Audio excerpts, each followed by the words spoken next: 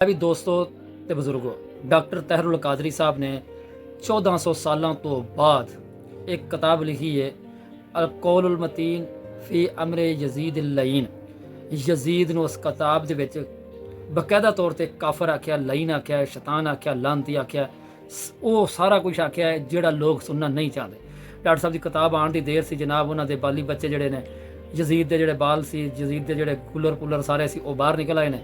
उन्होंने बुग़्ज़ तहरुल कादरी दे विच आपदी सुन्नीयत छड्ड दित्ती।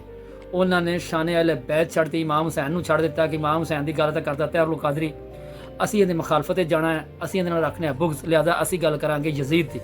असीं तहरुल कादरी की साइड तो नहीं, मुखालफ साइड ते गल करनी, भावें साडा अकीदा तबाह हो जाए, असीं जन्नमी हो जाइए, असीं जो मर्जी हो जाइए, असीं साइड परले बंदे की लैनी, वो हक ते आ या नहीं हक ते आ।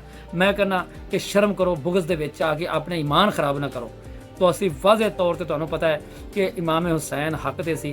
अगर इमाम हुसैन हक ते नहीं भी सी, एक गल करता मैं, मतलब एक पक्का ना कर लिया जे, फिर भी तुसी सोचो कि जिस नबी का तुसी कलमा पढ़दे जे, उस नबी का नवासा है, वो गलत कर किवें सकदा सी।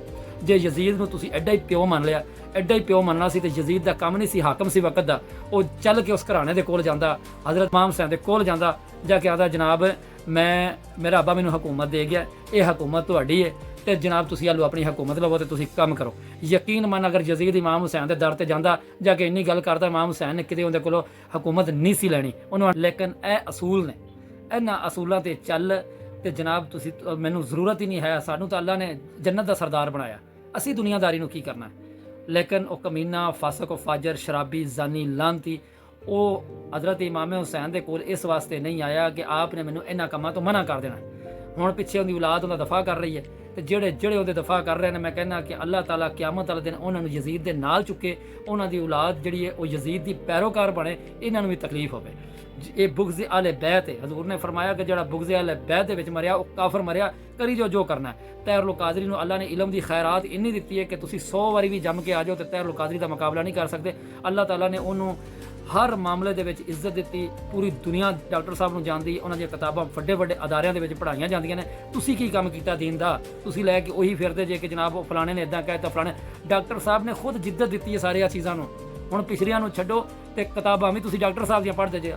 जुमे वाले दिन मैनूं चंगे तरीके नाल, मैं इन्हां मौलवियां नूं जानना, जुमे वाले दिन मुल्क के 80% मौलाना हजरात डॉक्टर तहरुल कादरी दी किताबां का मुतालिया या उन्होंने स्पीच सुन के आके तकरीरां करते हैं, बाकी कोई किताब नहीं पढ़ते। उन्होंने पता है कि हर चीज़ के उत्ते डॉक्टर साहब का सर्च है, वो साइंस होवे, वो कुरान होवे, अरबी जबान होवे, इंग्लिश होवे, चाइनीज़ होवे, पंजाबी, सराइकी, हर जबान के डॉक्टर साहब को अल्लाह पाक ने अबूर दिता। और डॉक्टर साहब इस टाइम जो काम कर रहे हैं, आने वाले 100 साल भी इन्ना कोई काम नहीं कर सकता जिन्ना दीन का काम डॉक्टर तहरुल कादरी साहब ने कर दिता है। तुसीं बुग़्ज़ करना।